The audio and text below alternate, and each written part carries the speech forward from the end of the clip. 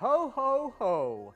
I'm Tony Morris, your host of Southern Soul, and welcome to our special holiday edition of Southern Soul. Now, if you're just joining us for the first time, Southern is because originally I'm from Alabama, and Soul is because, guess what? I'm a psychic medium. And on the show Southern Soul, what we'll be doing is we'll be talking a little bit about my career as a psychic, but also we'll be talking about the different aspects of the world of spirituality and how it can be a big part of our lives. Now, with this being our special holiday edition, complete with the aluminum tree, I sort of feel like Perry Como, like the Perry Como Christmas special from the 60s or whatever, because if we got the vintage tree, we might as well have a little bit of flair to go along with it. But if memory serves me correctly, Perry Como's big song was Let It Snow, Let It Snow, Let It Snow. So how about a little snowflake here and there, huh? You like it? Okay. One of the things that we always do on the opening segment of Southern Soul is we take questions from the viewers. So why not take a few right now? Can you sense the difference between good energy and bad energy? Yes.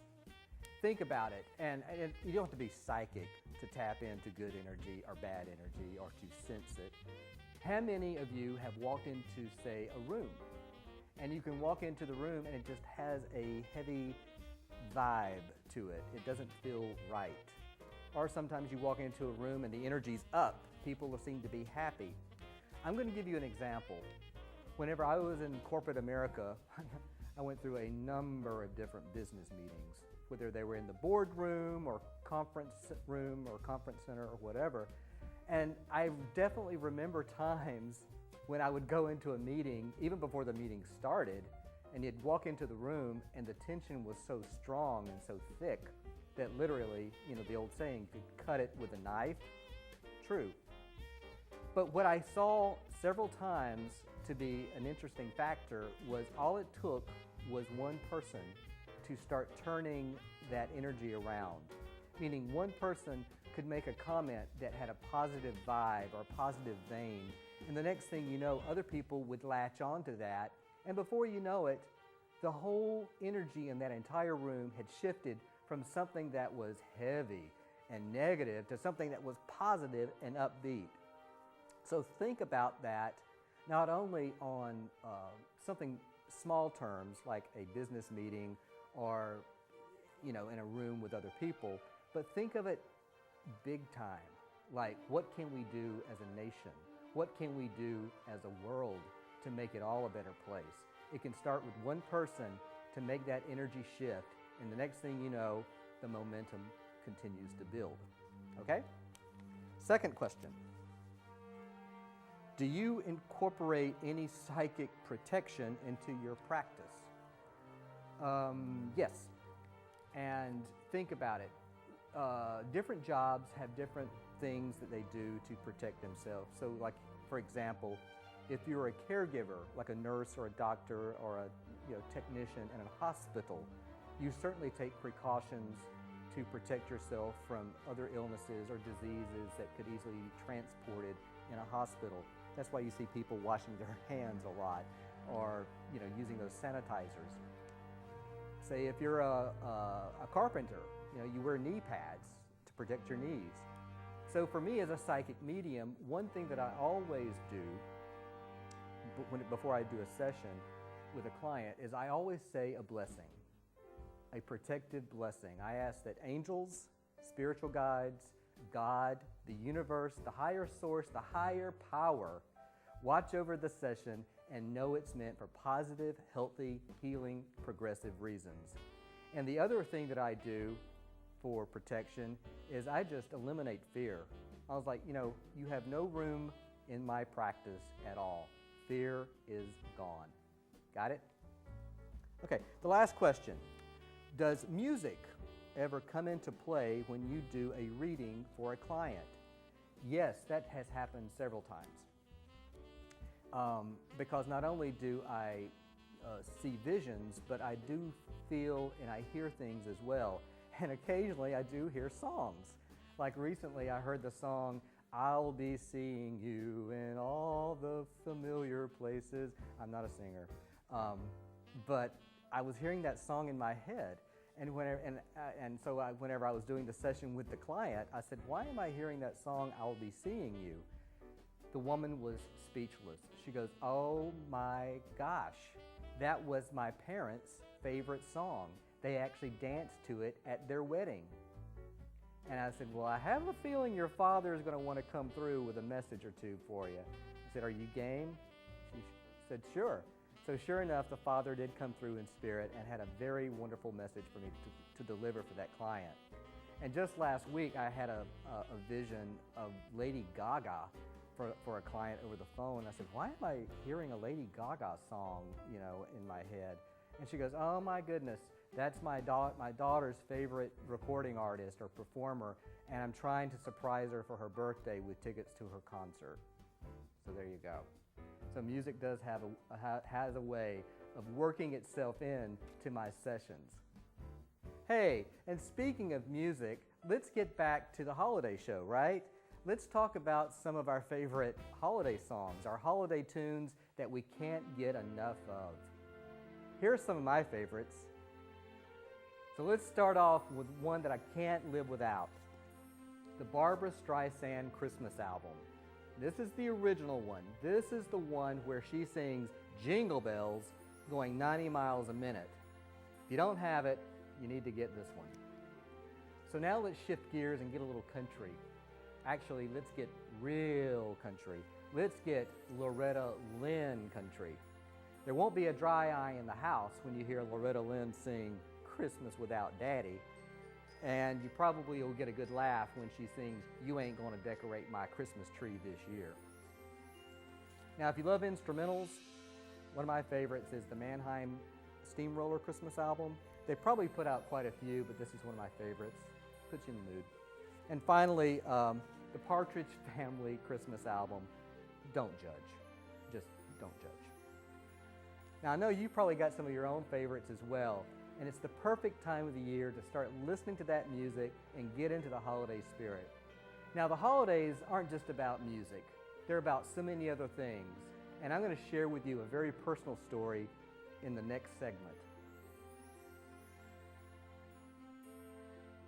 So, are we all in the mood for the holidays? The holidays aren't complete without family, without friends, without food, without eggnog. I think you get the picture. We've already talked about some of my favorite Christmas songs, and I know you've got some of your own favorites as well. But we also like a good Christmas story every once in a while. Now, when I was a kid, I couldn't do without Charlie Brown's, Christmas story. And occasionally I'll open up the book and just kind of takes me back, somewhat nostalgic. But today on Southern Soul, I wanted to share my own personal story. A personal Christmas story, as a matter of fact, that happened to me 9 years ago this Christmas. It's when, changed my life. I was living in Louisville, Kentucky at the time, had a great corporate job, had a great house. Life on the surface would appear to be swell. That's a word from the 1950s. But deep down, I felt like something was missing in my life. I kept asking myself, something's not right. Something's not working for me. I couldn't put my finger on it, but something was missing. And I told myself, something's going to happen. There's going to be a catalyst. Something's going to happen that's going to, I'll use the word force. That's going to force me to make a change for the better. And do you want to know what that big change was that made me move forward? That year, that Christmas, I did not put up a Christmas tree. Now, I don't know about you, but my not putting up a Christmas tree is some big, big news. Because every year, granted, once Thanksgiving was over, the tree went up with decorations, ornaments, lights, you name it. I had a Christmas tree every year. But this year, 9 years ago, my house didn't have a Christmas tree. That was my wake-up call. I knew something wasn't working for me, and I was determined to find out what it was and to make the effort to correct it for the better. I was ready to move on with my life. Now, this was interesting because I had a conversation with a good friend of mine in Louisville at the time, and she's the one who said, after I explained to her my dilemma, "You need to go see Debbie." And I looked at her and I said, "Who's Debbie? You know, a counselor? I've done that already." You know, she goes, No. You know, Debbie's a life coach, but she's also a psychic. Bingo. She had me hooked. That Christmas, before Christmas actually, I went to see Debbie, the psychic in Kentucky, and she helped change my life. Now, this was before I knew I was psychic. But we talked about the law of attraction. The law of attraction is where you manifest positivity and positive influences in your life, and you grow as a result. Think about it, those old sayings, birds of a feather flock together, misery loves company. So negative energy will attract negative energy. Well, if that's true, then positive energy will attract positive energy. And as she coached me through that, it was starting to make sense. And then, of course, she shared with me some psychic insights that actually did happen over a period of time. But the truth of the matter is, going to see her that day made such a big difference in my life that it really made me want to focus on more of the positive influences and help me make more of those positive influences continue to manifest. One of the very last things she told me during our session, because I had asked her about spiritual guides. I was curious. I wanted to know more about spiritual guides. And Debbie, bless her heart, she said, "Oh yeah, Tony, you have a spiritual guide." She goes, "I have one client." I told her, "Honey, you've got so many spiritual guides, you have a board of directors." But getting back to what she was going to tell me, after we talked about spiritual guides, I asked her if I should continue to kind of work with mine because I was curious. And she encouraged me. She goes, "Absolutely." She goes, "You will be surprised at what will happen to your life as a result." And then she said, "Who knows? You might be the next John Edward." Now, John Edward's the famous medium that has had television shows and has been very successful over a number period of years. I didn't quite know what she meant by her statement at the time, and maybe she didn't either. But needless to say, 4 months later, whenever I did have my spiritual awakening and discovered my psychic gift, my life changed. It changed not only dramatically, but it changed in the most uplifting, in the most unexpected ways possible. And so I can't thank that catalyst. My not putting up a Christmas tree 9 years ago, if that had not had happened, I probably would not be in the studio today with this Christmas tree. I shared that personal story about the Christmas tree being my catalyst for change because I think we all have our own change mechanism, that catalyst that allows us to move forward with our lives. It may be a little uncomfortable at first, but knowing that it's leading you to a better place, to something that's more progressive, something that's more productive, is going to make you feel good in the long run. Now, one of the things as a kid that always made me feel great was being able to sleep underneath the Christmas tree with my pillow, my blanket, staying up late at night to watch holiday favorites like A Christmas Story or Pee-wee's Playhouse Christmas Special, whatever. You know, something special about watching those great Christmas TV movies and specials, whether it was those two that I mentioned or Charlie Brown or Frosty the Snowman, all those things.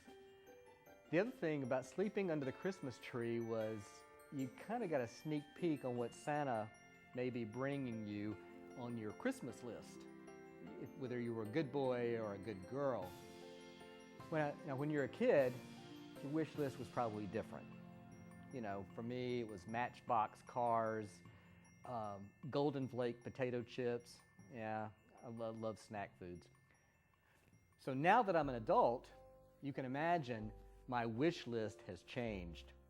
And what I'd like to do at this moment is share with you what my wish list for Santa and the rest of the world would be.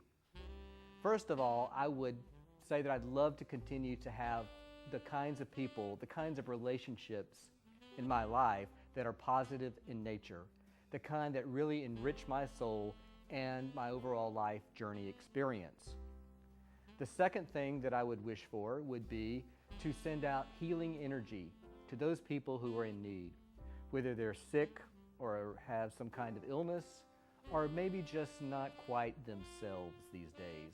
You'd be surprised what a little bit of healing energy can do. The third thing that I would wish for would be that the magic of a Christmas tree, the shimmering quality of a Christmas tree, the energy that it brings into a home or to your life, may that magic last through the entire year, not just the month of December.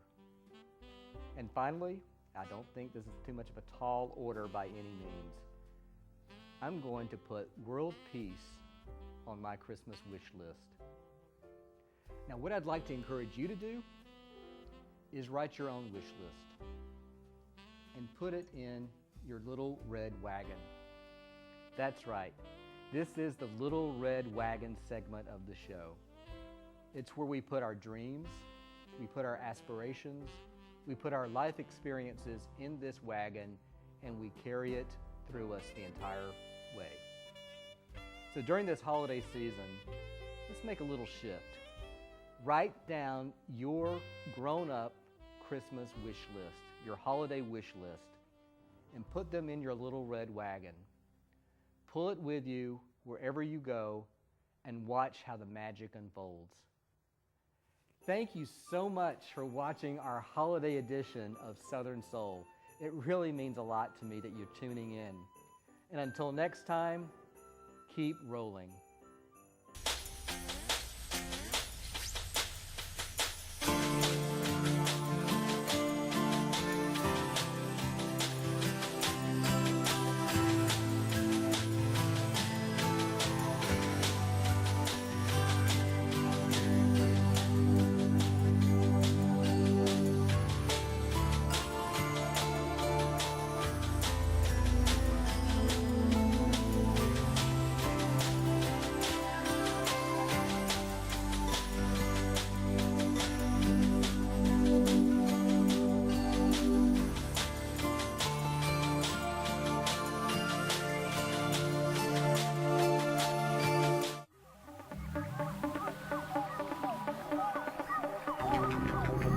Yeah.